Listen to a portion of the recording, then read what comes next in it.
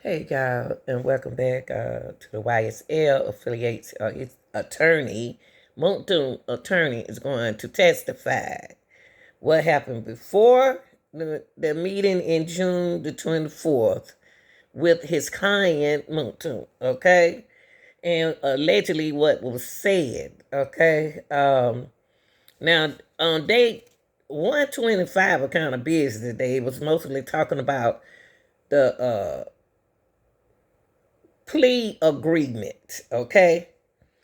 And what's going to happen here, let me look at the notes, okay? Moontoon attorney is going to speak where he was talking about a meeting at the Starbucks with Fayette County with his client and Lieutenant Lano No and Miss Love. Okay. Mr. Steele about a June 2024 meeting in Fayette between Lieutenant Lancico, yourself, Mr. Sledge, and myself. Yes. All right. Do you recall? Okay, now in this meeting, he's gonna the meeting it lasts for like 40 minutes. Okay, what he said, what they all met with them to discuss questions they want to ask and cover, in the court, like they doing now. Okay, but it seemed like a change of plan. Okay, the defense wants to know what was going on. Okay, Moonton attorney said they didn't get into the details of the testimony, y'all, as much as he generally accustomed to. So he accustomed to talking about what is going to happen in court, I guess. That's what he's saying, allegedly, okay? But anyway, he said he wasn't generally accustomed to most of it. Miss Love, another thing he saw there, the most of it, Miss Love getting to know his clients and getting to fear him, and a vice versa. Okay. So they went on with the meeting and everything. I'm gonna play a little bit. Okay, I don't want to bore y'all. Okay. That meeting in Fayette County. Yes, it was the Starbucks in Fayetteville, my place. And how would you characterize that? First of all, how long did that meeting last? I would estimate maybe plus or minus 40 minutes. And generally speaking, how would you characterize that meeting, the content, the purpose? Okay. Let me let him say that. Hello.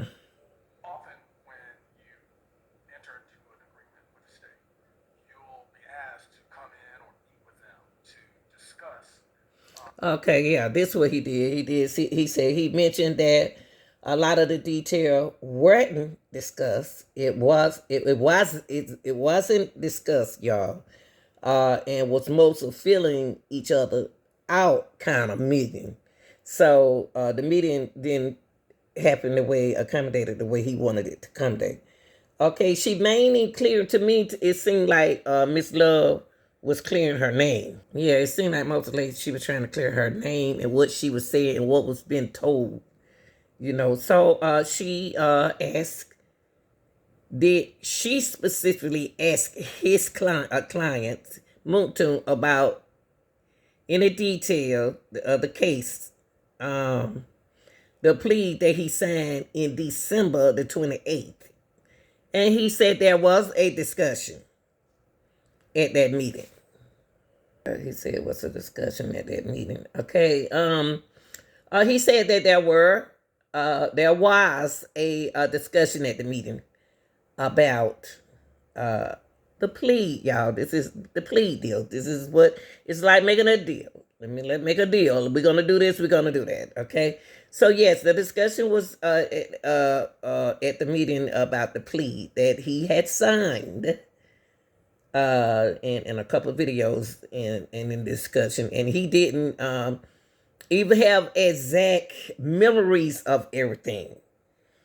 To me, if he sat there and watched that boy sign a plea deal, it was his job to make sure that he accommodate the plea deal, not change it. Okay, you got to explain to your client what they are talking about. Cause when you get ready to talk lawyer and attorney talk, I don't know what you're talking about. Okay, yeah. So the discussion. Oh, hold on, y'all. Okay, yes, the discussion was about the plea deal that he had signed, in the video and stuff that they looked at. Also, he didn't even have exact memories of everything that was said at the meeting. Okay. Okay. He also he said that which was he said he didn't even have exact memories of everything which was said at the meeting because he didn't get into a lot of details. To be sure, there was no script. There was no here a question you're going to be asked. It was very generally a conversation. That's what Mounk attorney said. Okay, let's go on. Listen to this.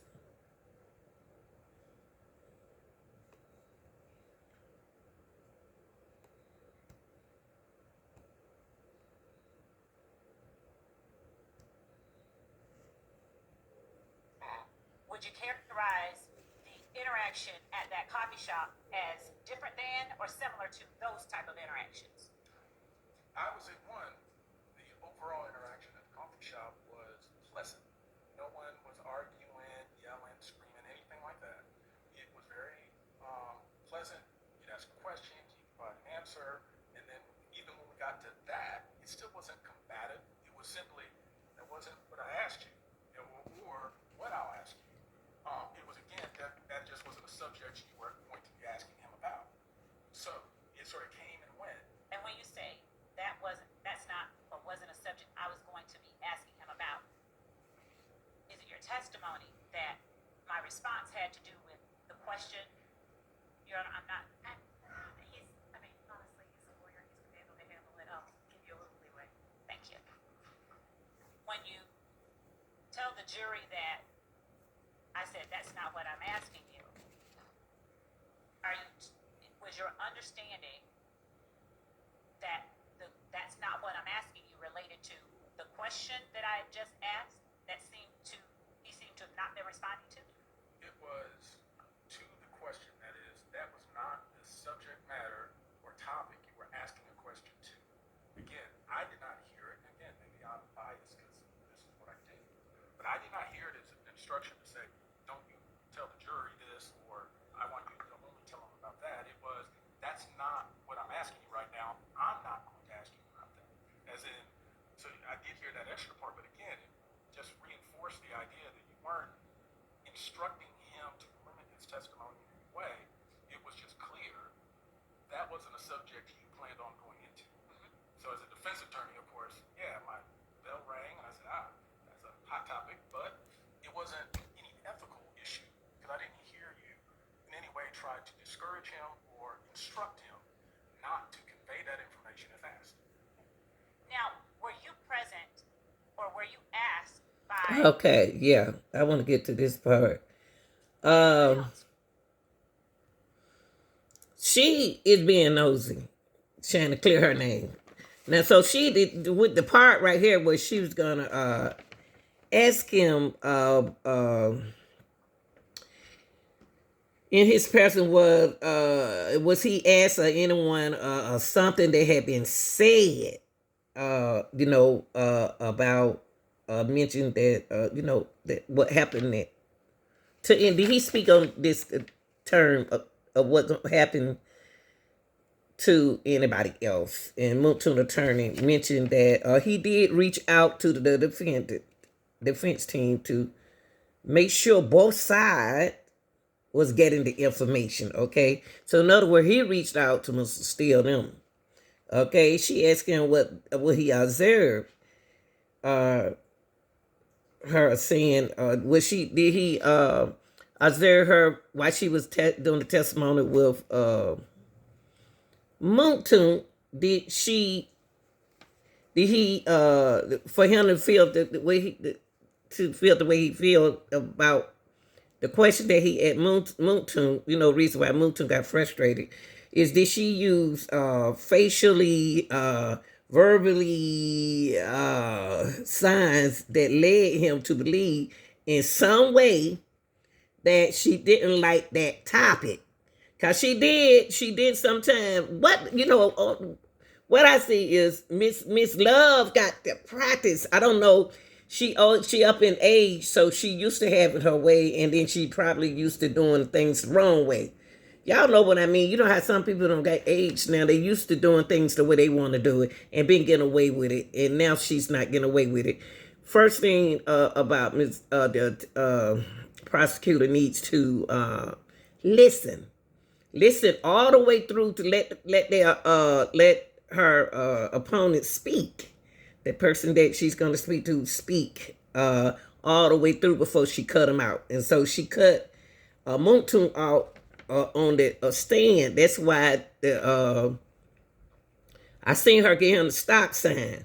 See, the professionalism with their prosecutor, I don't prosecutor team since they're a team, it's got to be in place. You don't you don't stop, you don't put your hand in nobody's face and put a stop sign to it. Let's stop right here because somebody talking. You need to be professional and speak. She need to learn how to more speak, okay, verbally, okay. Also, she didn't. He thought that she didn't like the topic. The fact that she stopped him pretty abruptly, okay, meaning as he was going into it, she cut him out, y'all. So I'm gonna let y'all finish here the end of this video. I just want to come in and tell y'all that signing that plea deal, signing that plea agreement, putting his signature on there was a trap. Either he was going to do time or he was going to sign it. But so Moon was so in a hurry, want to get out of jail, and the prosecutor know that's what he want to do. So that's the trap. It's to sign the paper. Once you put your name on information, y'all got to be careful about signing the thing. But I'm gonna let this video run out, and I'll be back with y'all later. All right. Has contact with me. I'll reach out and have contact with the other side to make sure both sides are getting information. And I did reach out and contact Mr. Steele, I believe, or it may have been Max, to say, hey, we did sit down, we had a meeting. Quite honestly, there's no big secrets or anything about the meeting, but I will say there was a situation where one subject came up. It wasn't what she was asking about, but it resonated with me because knowing what the issues of this trial were, I knew my brethren in the defense bar would want to make sure they knew Sledge knew or was told by Mr. Williams to take Woody to the police. Now, I imagine they already know it, but they may not have known that Sledge had that information.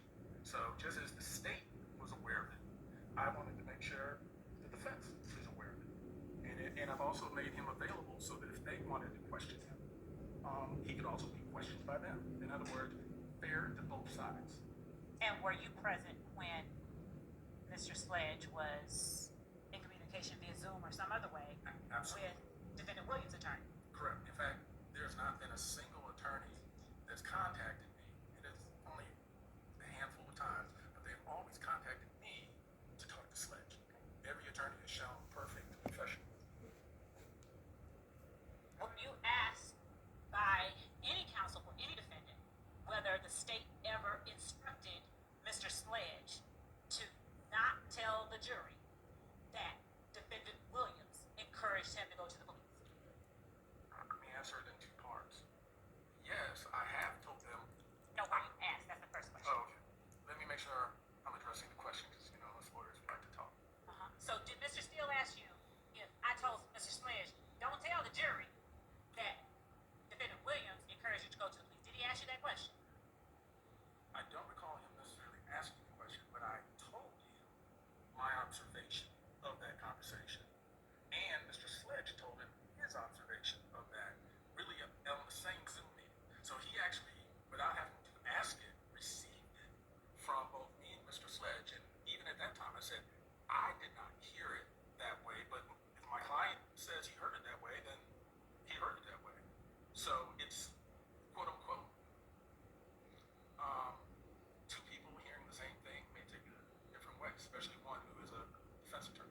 Mr. Steele. No, I didn't hear that. Well, I told Mr. Steele, I never heard you tell him, do not tell the jury.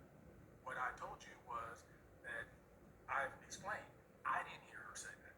I heard she didn't seem to like that topic, but I can't say that I heard you instruct him. But my client insists that that's what he heard.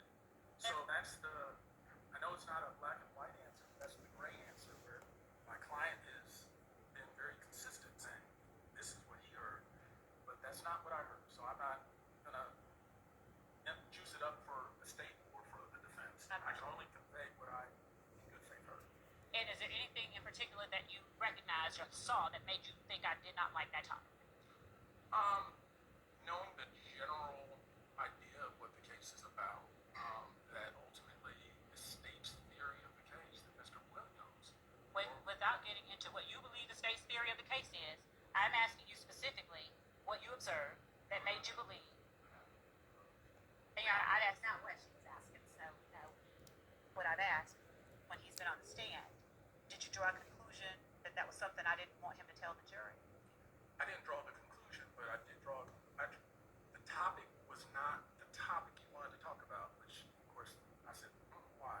But it wasn't. I didn't extrapolate from that. Oh, you're trying to make sure he doesn't tell the jury. Did you ever describe the meeting that we had as one where it was supposed to be kind of a get to know you kind of meeting? Yeah, I mean, that's in truth what it felt more like a let's feel each other out, get to know each other. And before your client offered up the information, Doug encouraged me to go tell the police or take me to the station. Had I asked him any questions leading up to that?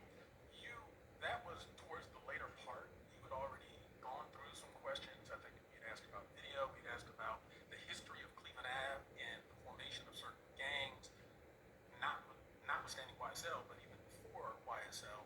So there had been plenty of conversation, and again, more of a get to know who Mr. Sledge is, where he's from, what part of the city, how he met folks, like how he met Mr. Williams, those kind of things. So this particular part that we've been talking about, it wasn't the beginning, it wasn't the middle, it was probably. I think that I'm gonna end this video, but Miss Love, I think that what we're getting to is when she questioned, she's in her feeling about the plea agreement. This is just my personal opinion, that Mounk signed. She feels that he's going against her.